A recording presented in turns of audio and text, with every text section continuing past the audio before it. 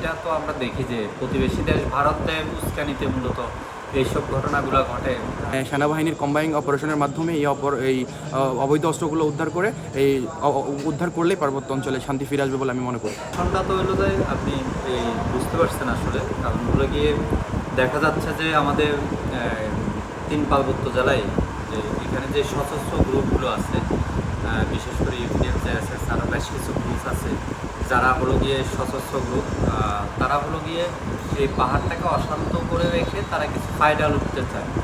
যেমন হলো এই দর্শনটা হলো গিয়ে একটা নাটক, কারণ দর্শনের বিপক্ষে সবাই আমরাও চাই যে দর্শন যদি হয়ে থাকে প্রকৃতপক্ষে এটার শাস্তি হোক, এটা শাস্তি হওয়া দরকার। হলো গিয়ে এটা হলো গিয়ে তারা একটা জাস্ট কৌশল, যে কোনো একটা ইস্যু তৈরি করে তারা এই পাহাড়ে অশান্তি সৃষ্টি করে। আর এখানে পাহাড়ে অশান্ত হলে তাদের একটা লাভ হলো গিয়ে তারা এখানে দাবি তুলতে পারে বাঙালিরা তাদেরকে নির্যাতন করে অথবা সেনাবাহিনী এখান থেকে হটাও, এই দাবিগুলো তারা এই সুবাদে তুলে আনে। তো এটা হলো যে তাদের মূল লক্ষ্য, যে এটা পূর্ণ সাহিত্য শাসন চায় তারা এই পার্বত্য অঞ্চলটাকে দখল করতে চায়, তারা এই পার্বত্য অঞ্চলটাকে আলাদা একটা খ্রিস্টান প্রদেশ করতে চায়। এটা আসলে এটার পিছনে হলো গিয়ে মূলত আমরা ইউপিডিএফ যে শান্তি বাহিনী যেটা আছে সন্তুল আহমাদ এবং প্রসিদ্ধ কিসার যে ইউপিডিএফ আছে, এরা হলো যে মূলত দায়ী। এরাই মূলত এই পাহাড়ে হত্যা, গুম, অপহরণ, চাঁদাবাজিতে লিপ্ত রয়েছে এবং এই পাহাড়ে বিভিন্ন সময় বিভিন্ন ইস্যু তৈরি করে তারা এই পাহাড়ে মানে সাধারণ পাহাড়ি বাঙালিদের উপরে অত্যাচার নিপীড়ন চালায়। এটা তো আমরা দেখি যে প্রতিবেশী দেশ ভারতে উস্কানিতে মূলত এইসব ঘটনাগুলো ঘটে। তারা এখান থেকে পালিয়ে গিয়ে তো তারা ভারতে আশ্রয় নেয় অনেক সময় এবং প্রশিক্ষণও কিন্তু এখানে করে এবং আপনারা দেখবেন। তো এটা ভারতের একটা ইন্ধন আছে আমি মনে করি। যেমনটা হচ্ছে আমরা দেখেছি গত বছরও সেম এই পূজার সময় একই হচ্ছে ইউপিডিএফ এমন একটা ঘটনা করে, সেম এই বছরও আমরা সবাই আসানা দেখেছি গত কয়েকদিন ধরে। আমাদের যে সাজিকে যারা আমরা বিজনেস করি, ছোটোখাটো বিজনেস আছে আমাদের, এই যে পূজা উপলক্ষে আমাদের অনেক হচ্ছে রিসোর্ট বুকিং ছিল। পাশাপাশি হচ্ছে এই যে গাড়ির টিকিট থেকে শুরু করে যারা ট্যুরিস্ট আর কি সাজেকে ঘুরতে এসেছে, গত 27 তারিখ থেকে আমার ব্যক্তিগতভাবে আমার কিছু ট্যুরিস্ট ছিল প্রায় 70 জন প্লাস, ওনারা সাজেকে ঢুকতে পারে নাই। এই যে তারা যে একটা হয়রানি হয়েছে, আর ঢাকা থেকে ওনারা 26 তারিখ রাতেই হচ্ছে সাজেকের উদ্দেশ্যে রওনা দেওয়ার পর ওরা খাগড়াছড়ি এসে তারা একদম হোটেল বন্দি ছিল। ওনারা হচ্ছে 29 তারিখে সেনাবাহিনীর নিরাপত্তায় ওনারা হচ্ছে ঢাকাতে চলে যায়। ওদের যেটা খুব একটা প্রকাশ করেছে, সাজেক এখন বর্তমানে পর্যটক একদম হচ্ছে শূন্য, সাজেকে এখন বর্তমানে কোনো পর্যটক নাই।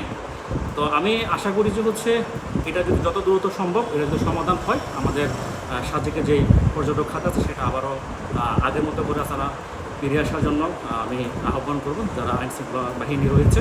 পাশাপাশি হচ্ছে এই যে সেম হচ্ছে গতবারের মতো এইবারও হচ্ছে ইউপিডিএফ হচ্ছে এমন একটা মানে ছোটো একটা বিষয়কে কেন্দ্র করে ওনারা একটা বিশাল একটা বড় জায়গায় নিয়ে চলে গেছে। তো আমি মনে করি যে এটা একটা ছোটো একটা বিষয়, এটা হচ্ছে একদম সহজে কিন্তু এটাকে সমাধান করা যায়। তো ওরা হচ্ছে দর্শকের হচ্ছে যারা হচ্ছে করছে এটা নিয়ে ওরা আন্দোলন করতে পারতে, কিন্তু এটা না করে ওনারা হচ্ছে সেনা হটাও এখান থেকে এই বিভিন্ন ঝামেলাগুলো করে হচ্ছে এই পার্বত্য এলাকায় ওনারা একটু বিশৃঙ্খলা সৃষ্টি করেছে। বর্তমানে যে পরিস্থিতিটা ক্রিয়েট করছে এটা একদম পরিকল্পিত একটা পরিস্থিতি। যে দর্শনের নাটকটা সাজানো হয়েছে 23 তারিখে, সেই 23 তারিখে একদম সুপরিকল্পিতভাবে ইউপিডিএফ কর্তৃক সূক্ষ্মভাবে তারা একটা নাটক তারা মঞ্চস্থ করেছে। যে সহনশীলকে তারা দর্শনের অভিযোগে পরদিন 24 তারিখে গ্রেপ্তার করেছে। আজকে আমরা সিসি ফুটেজে দেখেছি যে সেই সহনশীল ওই উক্ত ঘটনার সময় সে খাগড়াছড়ি শহরে ছিল এবং তার বিভিন্ন সিসি ফুটেজ রয়েছে এবং ডাক্তারের যে মেডিকেল যে রিপোর্ট, সেই রিপোর্টেও মেয়েটি দর্শনের কোনো আলামত নেই।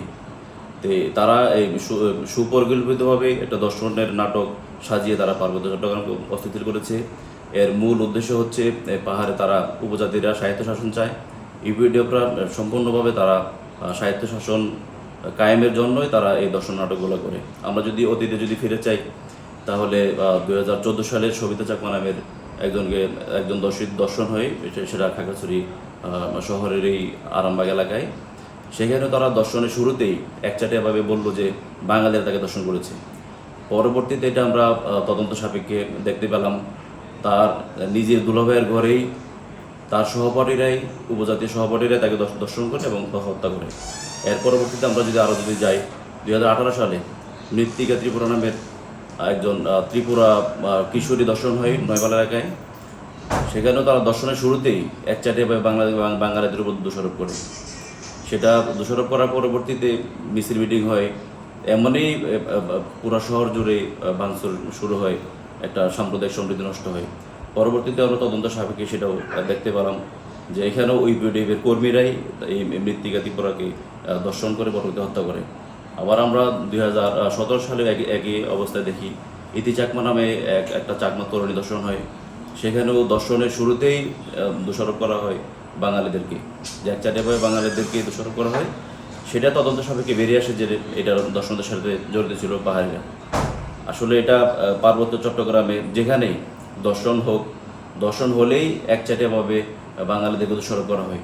তার মূল উদ্দেশ্য হচ্ছে পাহাড়ের যে সাম্প্রদায়িক সমৃদ্ধি, সেই সমৃদ্ধি বিনষ্ট করার মূল উদ্দেশ্য। আর এই বর্তমান সময়ে যে এই অস্থিতিশীল পরিস্থিতি তৈরি করেছে ইউপিডিএফ এবং উগ্রবাদী অস্ত্রধারী সংগঠনগুলো, তার মূল উদ্দেশ্য হচ্ছে আর সামনে জাতীয় নির্বাচন, সেই নির্বাচনকে কেন্দ্র করে তারা চাচ্ছে পাহাড়ি বাঙালি একটা ডিভাইডেশন সৃষ্টি করে, একটা ভেদাভেদ সৃষ্টি করে সকল পাহাড়িকে তারা একজোট করার জন্য।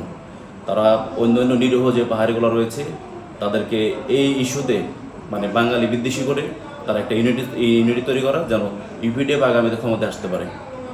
আর সবচেয়ে বড় কথা হচ্ছে পার্বত্য চট্টগ্রাম নিয়ে ভারতের যে গোয়েন্দা সংস্থা যে এই সম্পূর্ণ সবসময় পার্বত্য চট্টগ্রাম নিয়ে একটা অস্থিতিশীল পরিস্থিতি তৈরি করে রাখে। তারা চায় বাংলাদেশের মানচিত্র থেকে যেন পার্বত্য চট্টগ্রামকে বিচ্ছিন্ন করতে পারে, এটাই তাদের মানে মূল উদ্দেশ্য। আজকে আপনারা বিভিন্ন ইউনিভার্সিটিতে যে উপজাতি স্টুডেন্টরা আছে, তারা কিন্তু উপজাতি কোটা নিয়ে তারা বিশ্ববিদ্যালয়ে ভর্তি হয়।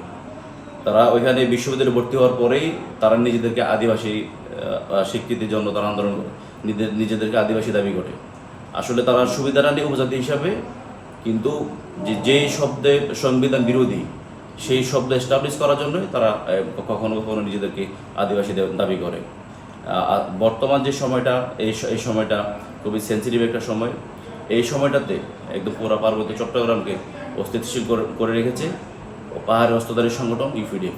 আমরা চাই এই ইউপিডিএফের অবৈধ অস্ত্রগুলা উদ্ধার করে এবং যারা এই ঘটনার সাথে জড়িত সকল সন্ত্রাসীদেরকে যদি আইনের আওতায় আনা হয়, তাহলে এই পার্বত্য চট্টগ্রামের সাম্প্রদায়িক সমৃদ্ধি সেটা রক্ষা পাবে।